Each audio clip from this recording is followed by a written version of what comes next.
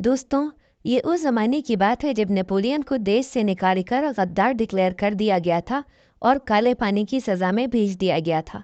और जो कोई भी नेपोलियन का साथ देता था उसको भी सख्त सज़ा मिलती थी। ऐसे हालात में एक रात एक डूबते हुए शिप से एक औरत जिंदा बचने की कोशिश कर रही थी, तो उसे बचाने के लिए एडमंड डांटेस नामी एक सेलर समुंदर में कूद गया और उसको बचाकर अपने शिप में ले आया। मगर एडमंड का कैप्टन, जिसका नाम डैंगलर था, सख्त गुस्से में आ चुका था क्योंकि उसने एडमंड को समंदर में कूदने से मना किया था। एंजेला नाम की उस औरत के पास नेपोलियन का एक लेटर था जिसे कैप्टन ने ज़बरदस्ती अपने पास रख लिया। शहर पहुंचकर एंजेला ने एडमंड का शुक्रिया अदा किया और वहां से चली गई। डैंगलर ने शिप के मालिक मोरेल्स को एडमंड की इस हरकत के बारे में बताते हुए कहा कि उसे नौकरी से निकाल देना चाहिए क्योंकि उसने अपने कैप्टन के ऑर्डर्स को मानने से इनकार किया था। लेकिन मोरेल ने डैंगलर को ही नौकरी से निकाल दिया क्योंकि समंदर में फंसे हुए लोगों की जान बचाना एक कैप्टन की जिम्मेदारी होती है, और उसके बदले में उसने एडमंड को ही प्रमोशन देकर कैप्टन के तौर पर अपॉइंट कर लिया। ये सुनकर एडमंड बहुत खुश हो गया और वो अपनी मंगेतर मर्सिडीज को ये बात बताने के लिए वहाँ से निकल गया। जब वो घर पहुंचा तो उसने अपने पिता लुई से मुलाकात की और उसको अपने होने वाले प्रमोशन के बारे में बताया। उसका पिता उसकी बात सुनकर बहुत खुश हो गया। दूसरी तरफ एडमंड और मर्सिडीज के प्यार से अनजान मर्सिडीज के कज़न फर्डिनेंड को ये जानकर बहुत हैरानी हुई कि मर्सिडीज और एडमंड दोनों शादी करना चाहते हैं। फर्डिनेंड खुद भी मर्सिडीज से प्यार करता था और उसके लिए ये बात बहुत तकलीफ वाली थी। जल्द ही उन दोनों की शादी का दिन आ गया। उस दिन एडमंड का हर सपना पूरा होने वाला था, मगर जैसे ही शादी की रस्में शुरू हुई उसी वक्त पुलिस वाले वहां पर आ गए और उन्होंने एडमंड को गिरफ्तार कर लिया। एडमंड पर आरोप था कि वो नेपोलियन के लिए काम करता है। प्रोसिक्यूटर जेरार्ड विलीफोर्ड के सामने एडमंड का केस पहुंचा। एडमंड बार बार यही कह रहा था कि वो बेगुनाह है, तो उसको झूठा साबित करने के लिए विलीफोर्ड ने एंजेला वाली वो चिट्ठी उसको दिखाई जो उसने डैंगलर से ली थी। एक्चुअली में वो चिट्ठी विलीफोर्ड को डैंगलर ने इसलिए दी थी ताकि वो उसको फंसवा सके। अब डैंगलर और फर्डिनेंड के साथ मिलकर विलीफोर्ड ने एडमंड को फंसाने का प्लान बनाया। फर्डिनेंड भी मर्सिडीज की वजह से एडमंड को रास्ते से हटाने पर राजी हो गया। एडमंड समझ ही नहीं पाया कि उसके साथ क्या हो रहा है, और मर्सिडीज जो एडमंड को बचाना चाहती थी वो भी कुछ न कर पाई। अब यहाँ पर हमें पता चलता है कि एंजेला, जिसको एडमंड ने बचाया था, वो विलीफोर्ड की ही बहन है और वो नेपोलियन के लिए काम करती थी। तो अपने परिवार की इज्जत बचाने के लिए विलीफोर्ड ने एडमंड को ही बलि का बकरा बना दिया। एंजेला को जब ये बात पता चली तो उसने विलीफोर्ड से कहा कि अगर उसने एडमंड को रिहा नहीं करवाया तो वो डैंगलर की पत्नी से चलने वाले विलीफोर्ड के अफेयर के बारे में डैंगलर को सब कुछ बता देगी। मगर उसका मुंह बंद करने के लिए विलीफोर्ड ने अपनी ही बहन को रास्ते से हटवा दिया। एडमंड को काले पानी की सज़ा हो गई और उसको ऐसे द्वीप के तहखाने में बंद कर दिया गया जिसके बारे में दूर दूर तक किसी को पता भी नहीं था, और वो सज़ा काटते हुए अकेले में खुद को जिंदा रखने की कोशिश करता रहा। और इसी तरह 4 साल गुजर गए। अचानक एक रात उसने किसी की आवाज़ सुनी और फिर उसकी मुलाकात दीवार के दूसरी तरफ कैद फारिया नामी एक व्यक्ति से हुई जो 23 सालों से वहां सज़ा काट रहा था। इसके बाद एडमंड ने दीवारों में छिपते छिपाते हुए रास्ता बनाया और फारिया तक पहुंच गया। उन दोनों में दोस्ती हो गई और फारिया ने एडमंड को अलग भाषाओं और विज्ञान और विभिन्न संस्कृतियों के बारे में पढ़ाना शुरू कर दिया।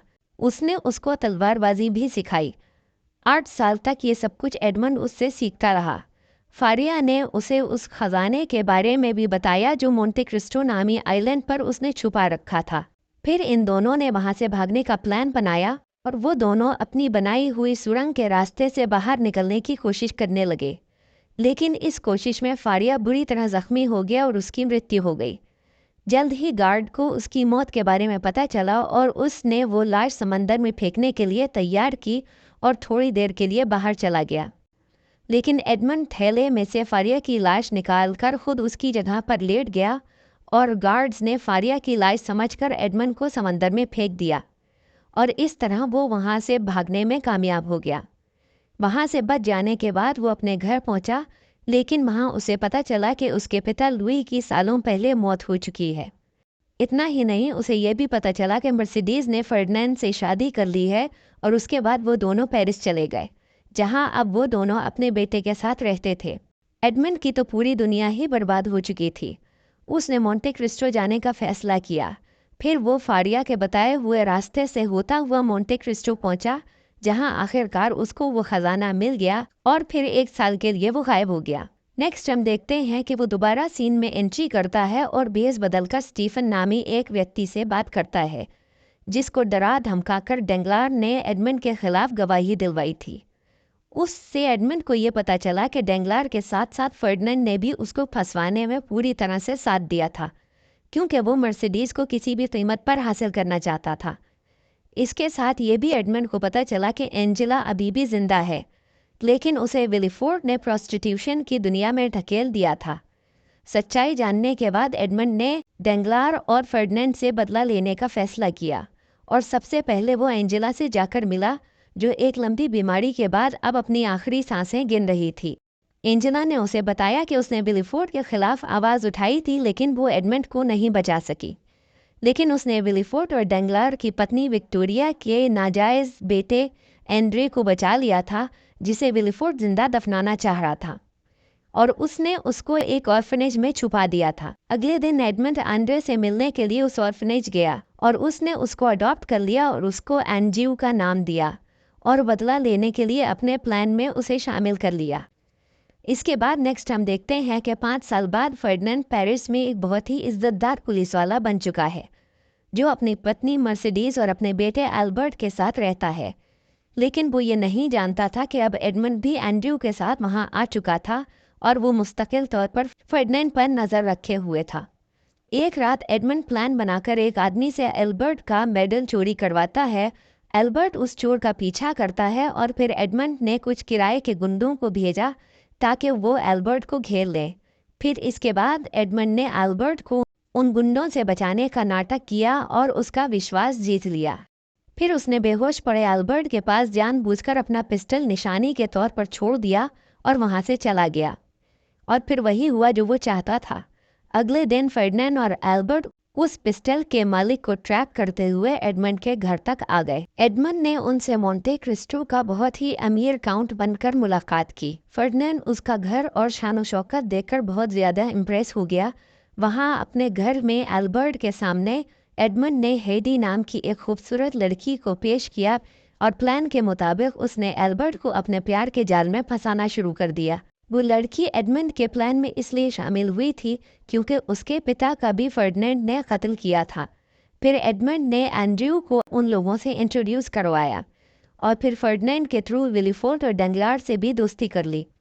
लेकिन जब एडमंड मर्सिडीज़ के सामने आया तो मर्सिडीज़ ने उसे पहचान लिया, मगर उसकी कुछ समझ में नहीं आ रहा था क्योंकि वो तो उसको मरा हुआ समझ रही थी।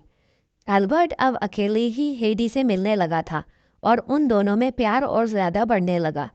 एक रात एडमंड ने अपने सभी दुश्मनों को उसी घर में डिनर पर बुलाया जहां विलीफोर्ड ने एंड्रयू को दफनाया था।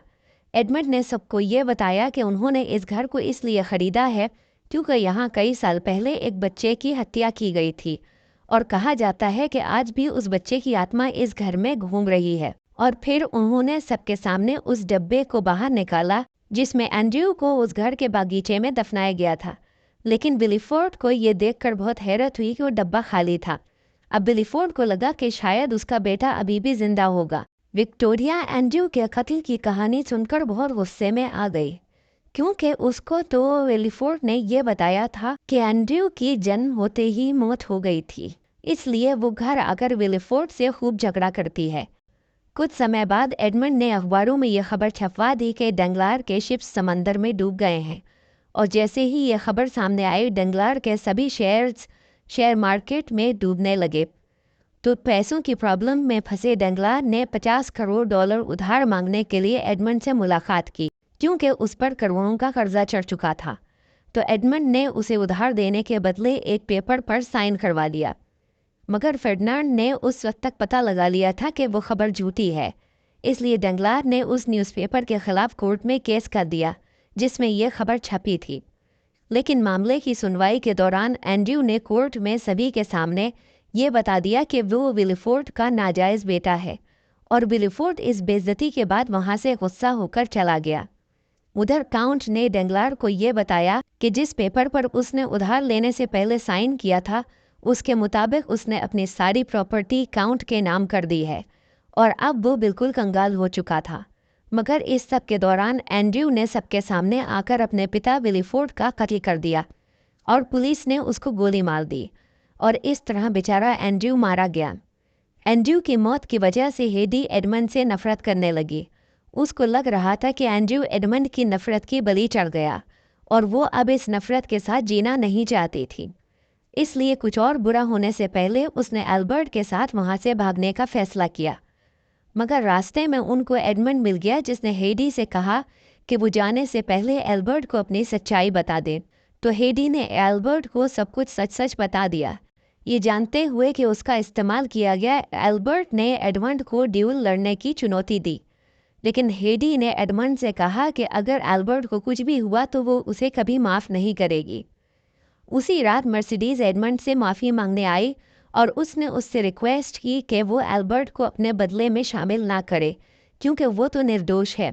तो एडमंड ने उससे वादा कर लिया कि वो एल्बर्ट को कुछ नहीं होने देगा और अपने वादे को पूरा करते हुए एडमंड ने लड़ाई के दौरान एल्बर्ट को कोई चोट नहीं पहुंचने दी। घर पर इंतज़ार कर रही हेडी ने एडमंड के साथ एल्बर्ट को आते देखा तो वो बहुत खुश हो गई। फिर एडमंड ने उनको वहाँ से दूर चले जाने और एक साथ खुशी खुशी रहने का मशवरा दिया। उधर मर्सिडीज़ ने फर्डिनेंड को छोड़ने का फैसला किया और उसे ये सब बता दिया। और जब फर्डिनेंड को पता चला कि ये सब एडमंड की वजह से हो रहा है तो वो उसे मारने के लिए उसके घर पहुंच गया और दोनों के बीच में लड़ाई शुरू हो गई। एडमंड बुरी तरह से घायल हो गया था लेकिन लड़ाई के दौरान उसे मौका मिल गया कि वो फर्डिनेंड को मार दे। लेकिन वो जैसे ही फर्डिनेंड को मारने वाला था उसने ये सोचकर उसे जिंदा छोड़ दिया कि अब वो सारी ज़िंदगी अकेला बदनामी की ज़िंदगी गुजारेगा और ये सज़ा उसके लिए मौत से ज़्यादा बुरी थी। फिर वो एल्बर्ट और हेडी को लेकर वहाँ से चला गया और मर्सिडीज़ के लिए एक अंतिम खत छोड़ गया जिसमें उसने उसे बताया कि वो अपनी आखिरी सांस तक मर्सिडीज़ को ही चाहेगा और ये कि वो एल्बर्ट और हेडी को अपने साथ लेकर जा रहा है ताकि वो हमेशा एक दूसरे के साथ आज़ादी से खुशी खुशी अपनी ज़िंदगी सुकून से गुजार सकें। और मूवी यहीं पर ख़त्म हो जाती है। फ्रेंड्स, हमारे चैनल को लाइक, शेयर और सब्सक्राइब करना ना भूलिएगा। Thank you.